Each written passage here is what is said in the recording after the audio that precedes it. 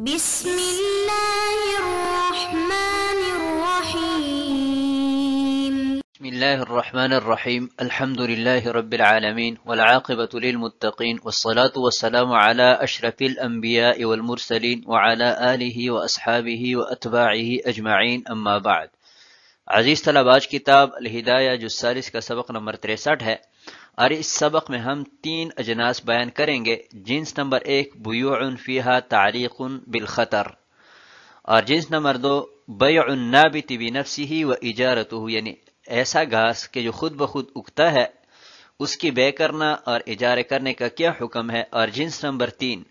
بیع ما لا ينتفع به الا بما يتولد منه، کہ ایسی چیز کہ جس کے عین سے تو کوئی فائدہ نہ ہو لیکن اس سے پیدا ہونے والی چیز اس سے فائدہ حاصل کیا جا سکتا ہو، جیسا کہ شہد کی مکھی وغیرہ۔ اور کتاب کی عبارت ولا يجوز البيع بإلقاء الحجر سے لے کر لأنه مال مقدور التسلیم تک ہوگی۔ آتے ہیں سبق کے متعلقہ اصول کی طرف، تو اصل نمبر 1 لا يجوز الاستیجار على استهلاك العین، کہ ہر وہ چیز جس کو ہلاک کیے بغیر اس سے نفع حاصل کرنا ممکن نہ ہو تو اس کا اجارہ بھی درست نہیں ہے۔ اصل نمبر 2 الکلأ من المباحات العامة وإن كان في أرض مملوكة، کہ گھاس یہ مباحات عامہ میں سے ہے، اس سے ہر کوئی فائدہ اٹھا سکتا ہے اگرچہ کسی کی مملوکہ زمین میں ہی کیوں نہ ہو، اور اس سے مراد قدرتی پیدا ہونے والا گھاس ہے۔ اصل نمبر 3 لا يجوز بیع ما لا ينتفع به اصلا، کہ ہر وہ چیز جس سے بالکل نفع حاصل کرنا ممکن نہ ہو تو اس کی بے بھی جائز نہیں ہے۔ اصل نمبر 4 يجوز بیع ما لا ينتفع به الا مآلا، کہ ہر وہ چیز جس سے مآلا نفع حاصل کیا جا سکتا ہے تو اس کی بے بھی جائز ہے۔ آتے ہیں سبق کے متعلقہ فصول کی طرف، تو جن سے بیع النابت بنفسہ و اجارتہ، اور جنس نمبر 2 بیع ما لا ينتفع به الا بما يتولد منه، تو ان اجناس کو ہم نے کل 5 فصول میں تقسیم کیا ہے۔ فصل نمبر 1 بیع الکلأ النابت بنفسہ، قدرتی پیدا ہونے والا گھاس کی بے کرنا تو یہ جائز نہیں ہے کیونکہ اس میں سارے کے سارے لوگ شریک ہیں۔ فصل نمبر 2 اجارت المراعی، چراگاہوں میں جو گھاس ہے اجرت پر دینا تو وہ بھی جائز نہیں ہے۔ بیع النحل، شہد کی مکھی کی بے، یہ جائز ہے کہ ناجائز ہے، تو اس میں تفصیل ہے کہ اگر چھتے کے ساتھ ہو تو طبعاً اس کی بے جائز ہے، اور بغیر چھتے کے بغیر شہد کے الگ سے شہد کی مکھی کی بے میں مشائخ کا اختلاف ہے، جس کو انشاءاللہ ہم عبارت میں بالتفصیل بیان کریں گے۔ بیع دود القز، ریشم کے کیڑے کی بے کرنا تو امام محمد رحمۃ اللہ علیہ کے ہاں جائز ہے، اور امام اعظم ابو حنیفہ رحمۃ اللہ علیہ کے ہاں ناجائز ہے، اور امام ابو یوسف رحمہ اللہ تعالی کے ہاں اس میں تفصیل ہے، جس کو انشاءاللہ عبارت میں بیان کریں گے۔ بیض دود القز، ریشم کے کیڑے کا انڈا، اس کا کیا حکم ہے؟ تو یہ امام صاحب کے ہاں ناجائز ہے اور صاحبین کے ہاں جائز ہے، اور اس میں بھی تفصیل ہے، انشاءاللہ سبق میں اس پر بات کریں گے۔ آتے ہیں عبارت کی طرف، قال ولا يجوز البيع بإلقاء الحجر والملامسة والمنابذة وهذه بيوع كانت في الجاهلية، وهو أن يتراوض الرجلان على سلعة أن يتساومان، فإذا لمسهما المشتري أو نبذها إليه البائع أو وضع المشتري عليه حصاة لزم البيع، فالأول بيع الملامسة والثاني المنابذة والثالث إلقاء الحجر،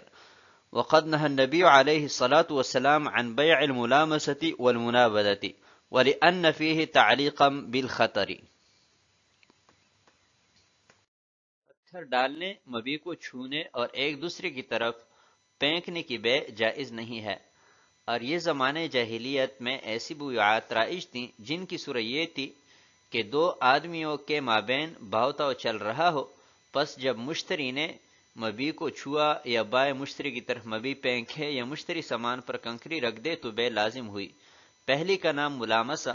اور دوسری کا نام منابذہ اور تیسری کا نام القاء الحجر ہے، اور حضور نبی کریم صلی اللہ علیہ وسلم نے منابذہ اور ملامسہ کی بے سے منع فرمایا ہے، اور اس لیے کہ اس میں بیعات کو خطر پر معلق کرنا ہے۔ اس عبارت میں 3 قسم کی بیعات ذکر کی گئی ہیں جو زمانہ جاہلیت میں رائج تھیں۔ پہلی قسم البیع بالقاء الحجر، اس کی صورت یہ ہوتی تھی کہ متعاقدین کا آپس میں باو تاو چل رہا ہو تو اچانک مشتری پتھر ایک کی طرف پھینک دیتا تو جس کو پتھر لگ جاتا وہ مبی بن جاتی، اگرچہ اس کے فروخت کرنے پر بائع راضی نہ ہو۔ اور ملامسہ کی صورت یہ ہوتی تھی کہ مشتری ایک مبی پر ہاتھ رکھ دیتا تھا تو اس میں عقد لازم ہو جاتا اگرچہ اس پر بائع راضی نہ ہو، یا کئی قسم کے مشتری سامنے کڑے ہیں تو بائع جس مشتری پر ہاتھ رکھ دیتا تو وہ چیز اس کی ہو جاتی اگرچہ اس پر مشتری راضی نہ ہو۔ اور منابضہ کی صورت یہ ہوتی تھی کہ بائع مشتری کی طرف وہ چیز پھینک دیتا، اگرچہ وہ مشتری کو پسند نہیں ہے پھر بھی یہ عقد لازم ہو جاتا اور اس کو وہ چیز لینی پڑتی۔ تو یہ عقود ناجائز ہے، اور عدم جواز کی صاحب ہدایہ نے یہاں پر دو دلائل ذکر فرمائی ہے۔ ایک تو حضور نبی کریم صلی اللہ علیہ وسلم کا پاک ارشاد ہے کہ انہوں نے بے ملامسہ اور منابضہ سے منع فرمایا ہے، اور دوسری دلیل یہ کہ اس میں تعلیق بالخطر ہے کہ القاء الحجر شاید پتھر اس مبی کو لگے جو مشتری کو پسند ہے اور شاید اس کو لگے جو اس کو پسند نہیں ہے، یا مشتری جو ہے اس مبی پر ہاتھ رکھیں کہ جس کو بائع فروخت کرنا چاہتا ہے، یا اس پر رکھیں کہ جس کے فروخت کرنے پر بائع راضی نہیں ہے، یا بائع مشتری کی طرف وہ چیز پھینک دے کہ جو مشتری کو پسند نہیں ہے۔ تو ان تمام صورتوں میں تعلیق بالخطر ہے، اور ہم نے وجوہ فساد اور وجوہ بطلان میں ذکر کیا تھا کہ تعلیق بالخطر بھی مفسد للعقد ہے۔ آتے ہیں اگلی عبارت کی طرف۔ قال ولا يجوز بيع ثوب من ثوبين لجهالة المبيع ولو قال على أنه بالخيار في أن يأخذ أيهما شاء جاز البيع استحسانا وقد ذكرناه بفروعه. قال ولا يجوز بيع المراعي ولا إجارتها والمراد الكلو.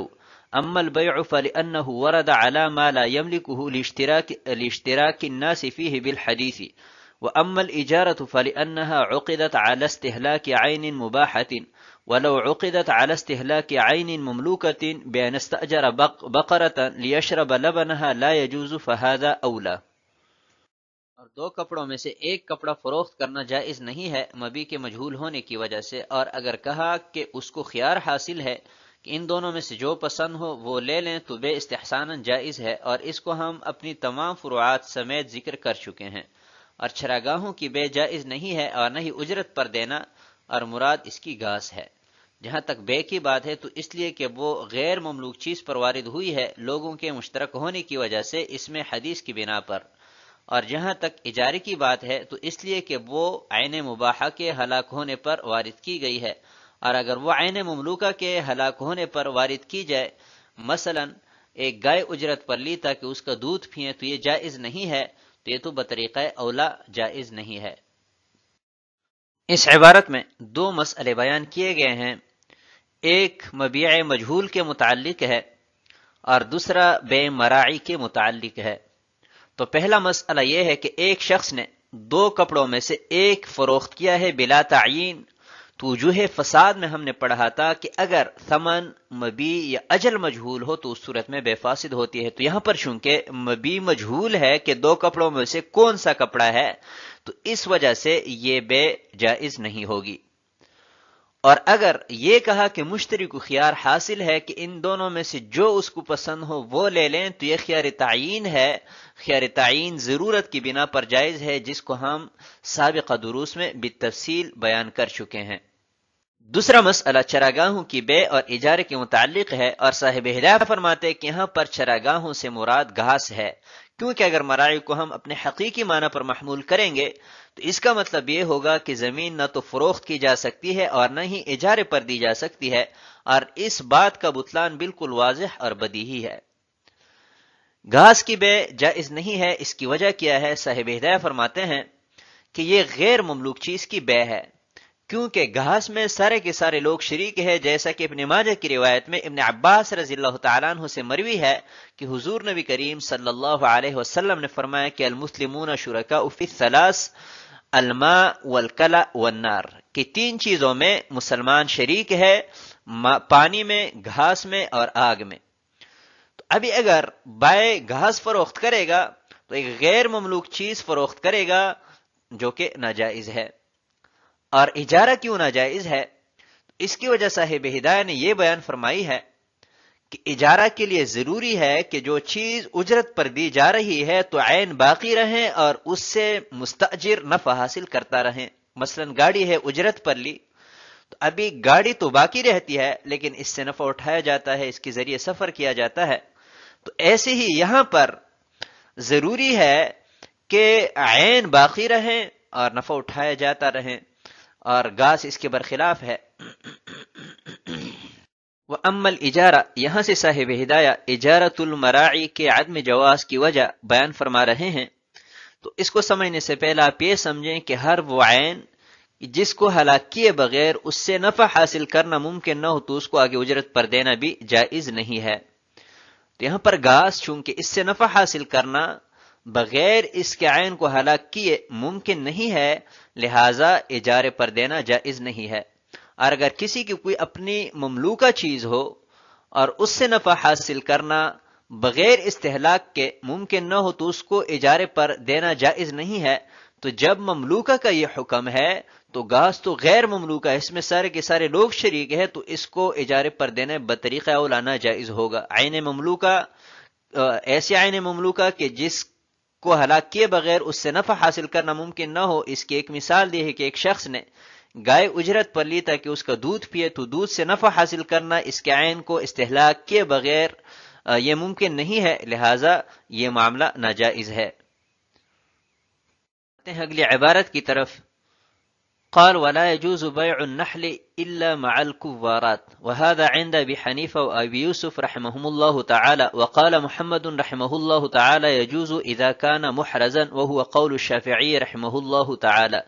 لأنه حيوان منتفع به حقيقة وشرعا فيجوز بيعه وإن كان لا يؤكل كالبغل والحمار، ولهما أنه من الهوام فلا يجوز بيعه كالزنابير، والانتفاع بما يخرج منه لا بعينه فلا يكون منتفعا به قبل الخروج،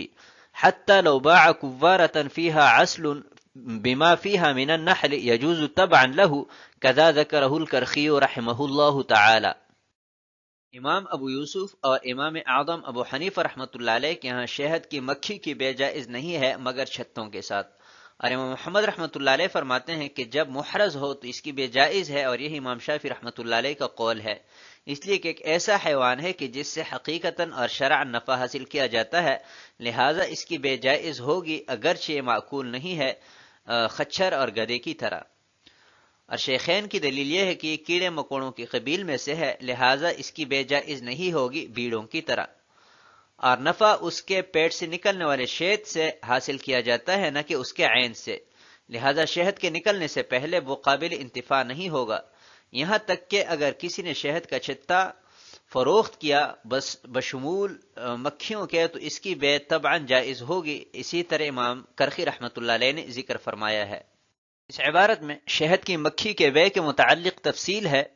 جس کی دو صورتیں ہو سکتی ہیں کہ یا تو مستقلاً اس کی بے کی جائے گی یا تبعاً۔ اگر تبعاً ہے تو بالاتفاق یہ جائز ہے۔ تبعاً کا مطلب یہ ہے کہ شہد کا چھتا فروخت کیا جائے، اس میں شہد ہو اور طبعی طور پر نحل کی بے بھی کی جائے تو یہ بالاتفاق جائز ہے، اور اگر مستقلاً صرف شہد کی مکھی کی بے کی جائے تو یہ مسئلہ مختلفی ہے امام محمد اور شیخین رحمہم اللہ تعالی کی مابین۔ شیخین کے ہاں ناجائز، جبکہ امام محمد رحمۃ اللہ علیہ کے ہاں جائز ہے بشرط کہ محرز ہو۔ امام محمد رحمۃ اللہ علیہ فرماتے ہیں کہ یہ چونکہ قابل انتفاع جانور ہے حقیقتاً بھی اور شرعاً بھی، اگرچہ غیر معقول ہے تو اس کی بھی جائز ہے، جیسا کہ گدھا اور خچر جو ہے یہ اگرچہ غیر معقول ہے لیکن چونکہ قابل انتفاع ہے اس لیے بے جائز ہے، تو اسی طرح شہد کی مکھی کی بے بھی جائز ہے۔ بلہما، یہاں سے شیخین کی دلیل ذکر کی گئی ہے۔ شیخین فرماتے ہیں کہ شہد کی مکھی کی بے جائز نہیں ہے کیونکہ حشرات الارض کی قبیل میں سے ہیں، تو جیسا دیگر حشرات الارض کی بے کرنا جائز نہیں ہے ایسی ہی شہد کی مکھی کی بے بھی جائز نہیں ہے۔ اور جہاں تک انتفاع کی بات ہے تو اس کے عین سے کوئی نفع حاصل نہیں کیا جاتا بلکہ اس کے پیٹ سے نکلنے والا جو شہد ہے اس سے نفع حاصل کیا جاتا ہے، تو جب تک وہ نہ نکلے تو یہ قابل انتفاع نہیں ہے، لہٰذا اس کی بے بھی جائز نہیں ہے۔ تو اس مسئلے میں مفتابی قول جو ہے وہ امام محمد رحمۃ اللہ علیہ کا ہے، جیسا کہ ہندیہ اور دیگر مذہب کی معتبر کتب میں ذکر کیا گیا ہے۔ آتے ہیں اگلی عبارت کی طرف، قال ولا يجوز بيع دود القز عند ابي حنيفه رحمه الله تعالى لانه من الهوام، وعند ابي يوسف رحمه الله تعالى يجوز اذا ظهر فيه القز تبعا له، وعند محمد رحمه الله تعالى يجوز كيفما كان لكونه منتفعا به، ولا يجوز بيع بيضه عند ابي حنيفه رحمه الله تعالى، وعندهما يجوز لمكان الضروره، وقيل ابو يوسف مع ابي حنيفه رحمهم الله تعالى كما في دود القز، والحمام اذا علم عددها وامكن تسليمها جاز بيعها لانه مال مقدور التسليم۔ امام اعظم ابو حنیفہ رحمۃ اللہ علیہ کے نزدیک ریشم کی کیڑے کی بے جائز نہیں ہے، اس لیے کہ یہ حشرات الارض کے قبیل میں سے ہیں، اور قاضی ابو یوسف رحمۃ اللہ علیہ کے نزدیک طبعا جائز ہے کہ جب اس پر ریشم ظاہر ہو، اور امام محمد رحمۃ اللہ علیہ کے ہاں بہر صورت جائز ہے، اس لیے کہ قابل انتفاع ہے، اور اس کے انڈے کی بے امام اعظم ابو حنیفہ رحمۃ اللہ علیہ کے نزدیک جائز نہیں ہے، اور صاحبین کے ہاں ضرورت کی وجہ سے جائز ہے، اور کہا گیا ہے کہ امام ابو یوسف رحمۃ اللہ علیہ امام اعظم ابو حنیفہ رحمۃ اللہ علیہ کے ساتھ ہے، جیسا کہ ریشم کے کیڑے کے معاملے میں، اور کبوتروں کی تعداد جب معلوم ہو اور حوال کی ممکن ہو تو اس کی بے جائز ہے، اس لیے کہ مقدور التسلیم مال ہے۔ عبارت میں 3 مسئلے بیان کیے گئے ہیں۔ پہلا مسئلہ دودھ القز کے بے کے متعلق ہے، اور دوسرا اس کے انڈے کی بے کے متعلق ہے، اور تیسرا جو ہے حمام کی بے کے متعلق ہے۔ تو پہلا مسئلہ کہ ریشم کی کیڑے کی بے کا کیا حکم ہے، تو یہ مسئلہ مختلف فی ہے ائمہ ثلاثہ کے مابین۔ امام اعظم ابو حنیفہ رحمۃ اللہ علیہ کے ہاں جائز نہیں ہے کیونکہ حشرات الارض کے قبیل میں سے ہیں، اور امام ابو یوسف رحمۃ اللہ علیہ کے ہاں اصالتاً جائز نہیں ہے، طبعاً جائز ہے کہ جب اس پر ریشم ظاہر ہو، اور امام محمد رحمۃ اللہ علیہ فرماتے ہیں کہ بہر صورت جائز ہے کیونکہ ایک قابل انتفاع جانور ہے، اگرچہ معقول نہیں ہے۔ تو اس میں مفتابہی قول جو ہے وہ امام محمد رحمۃ اللہ علیہ کا ہے، جیسا کہ فتح القدیر میں خلاصہ کے حوالے سے مصرح ہے۔ دوسرا مسئلہ ریشم کے کیڑے کے انڈے کے بے کا کیا حکم ہے، تو یہ مسئلہ بھی مختلف فی ہے امام اعظم ابو حنیفہ اور صاحبین رحمہم اللہ تعالی کے ہاں۔ امام صاحب کے ہاں اس کی بے جائز نہیں ہے، اور صاحبین کے ہاں جائز ہے ضرورت کی وجہ سے۔ اس مسئلے میں صاحبین کا قول مفتابہی ہے۔ اور تیسرا مسئلہ کبوتروں کی بے کے متعلق ہے، تو جب تعداد معلوم ہو اور مقدور التسلیم ہو